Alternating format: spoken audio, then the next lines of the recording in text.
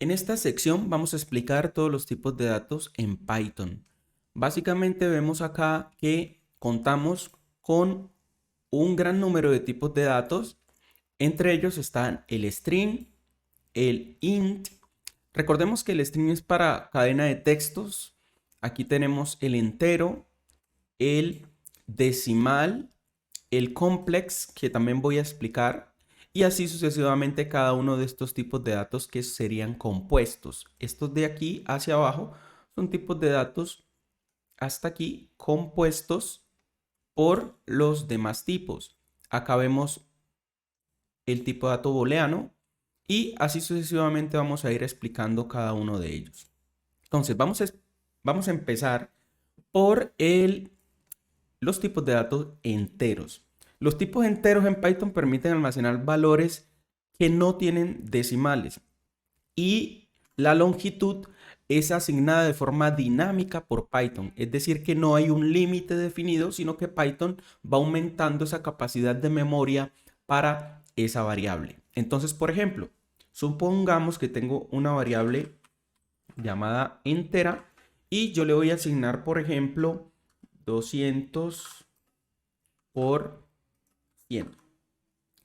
Aquí yo podría saber con print el valor de entera. Voy a ejecutar esto y acá podemos ver que aparece 20.000. Pero yo quisiera saber el tipo de dato de esa variable. Entonces acá voy a copiar nuevamente y dentro voy a utilizar la función type para que me diga cuál es el tipo de dato de esa variable. Entonces aquí nos dice que es un objeto int, es decir, el tipo de dato es entero. ¿Ok? Ahora, nosotros podríamos tener un valor muy superior a ese y al ejecutarlo, miren que de igual manera nos dice que es un tipo de dato entero. ¿Ok? Otra cosa es que los tipos de dato entero también se pueden representar de varias maneras. De forma binaria, hexadecimal u octal.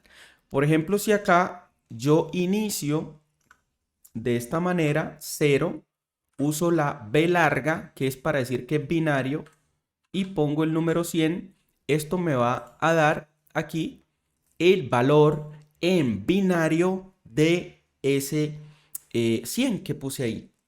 Ahora, si lo quiero representar en hexadecimal, uso la X. Voy a poner esa X. Voy a decirle aquí, por ejemplo, 17. En hexadecimal, esta representación es el número 23.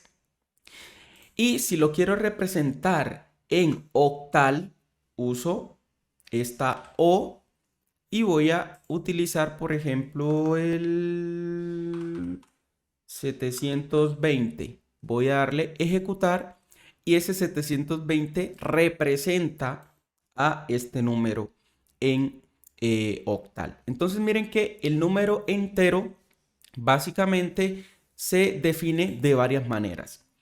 También yo quisiera saber cuánto espacio en memoria me gasta una variable. Para eso ya Python tiene definida una librería y una función. Por ejemplo, aquí voy a decirle import sys y lo que quiero es saber cuánto es el peso de esta variable. Entonces aquí yo le voy a decir, en vez de type, ya sabemos el tipo de dato, le voy a decir sys.getSizeOf. Deme el tamaño de esta variable. Dígame cuánto pesa esa variable en memoria. Entonces aquí 28 es el peso, 28 bytes es el peso de esa variable en memoria. Si por ejemplo aquí yo le digo 5 por 1000 o 10.000 y le digo ejecutar, aquí simplemente quiero ver el tamaño de la variable. Entonces aquí voy a comentar esta línea y quiero que me diga simplemente cuánto pesa esa variable en memoria y el tipo de dato. Voy a ejecutar aquí y acá me dice cuánto pesa, ¿sí? 3120 bytes y el tipo de dato es entero.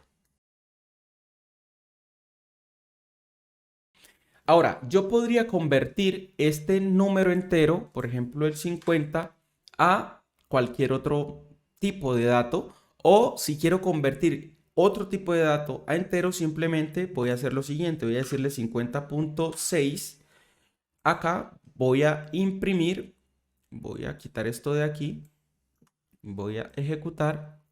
Y acá me dice que es tipo float, que es decimal. Entonces acá yo puedo decirle que con el tipo de dato uso paréntesis y ya eso me convierte el valor que esté aquí a un número entero. Si ejecuto, miren que ya me dice 50, es decir que se obtuvo o agarró o tomó solo la parte entera y la guardó en la variable como tal.